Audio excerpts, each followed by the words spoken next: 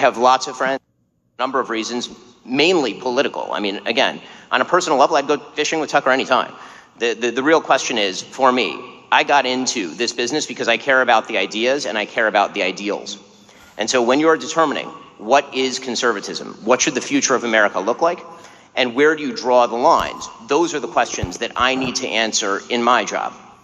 For me,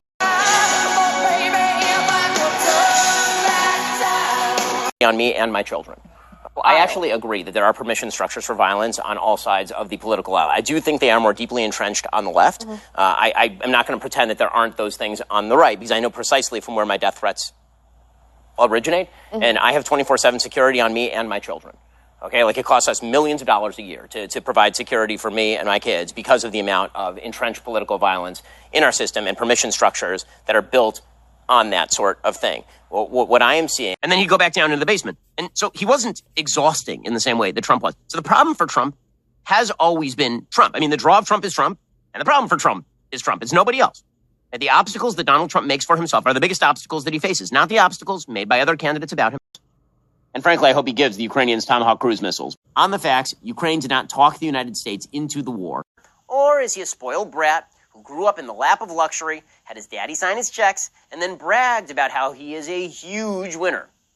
Trump's three biggest crowds are evangelicals, conservatives, and he's a winner voters. Trump is lying to all of them. Stop buying the lies. So my question is, do you believe that people should be compelled by law to vaccinate themselves or their children? So this is one of my more controversial positions. My answer is yes. The reason that my answer is yes is because the vaccination science is extraordinarily clear. After President Trump steps down, would you consider picking up the reins? Would you run for office? Here we go. Well, I'm just going to put it out there right now. No. Okay, dynasties are un-American. Not one of them. The most horrifying thing that I have seen in American politics in my lifetime. It was absolutely horrific on every possible level. And we're going to go through today the entire string of events. We're going to go through the reaction to the events, which also has been quite terrible. So I guess the synopsis of today's show is that everything is terrible. That's the synopsis. But what we saw yesterday is inexcusable, unjustifiable, awful on every level, disgusting on every level. Just terrible. Terrible.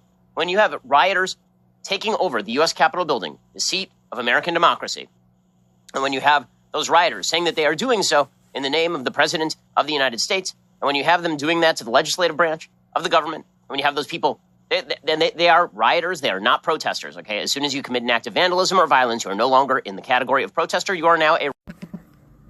There is one person that President Trump should pardon from federal charges forthwith. It would be incredibly controversial, but I think that it's absolutely necessary. That person is Derek Chauvin.